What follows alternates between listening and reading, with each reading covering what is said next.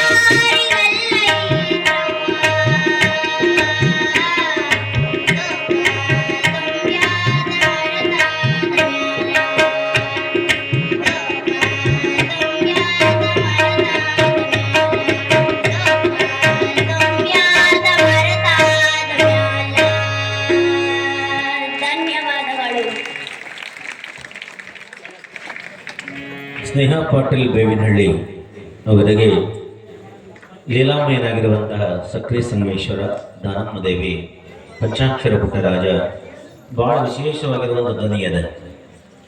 ನೀವು ಅವ್ರ ತಂದೆ ಇರಲ್ಲ, ನಿಮಗೊಂದು ವಿಶೇಷ ಗುಟ್ಟಿನ ಮಾತು ಹೇಳ್ತೀನಿ ನಾನು. ಇದು ಗಂಧರ್ವ ವಿದ್ಯೆ.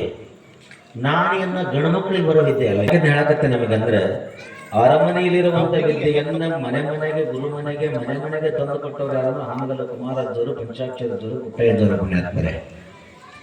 ಜಪಾಳದ ಹಾಕ್ರಿ ನಿಮ್ಮ ತೆಗೆದು ಜಗತ್ತು ಸಂಗೀತ ಕೇಳಕತ್ತೀರ ಕುಮಾರಪ್ಪನ ಪುಣ್ಯ ಅದು.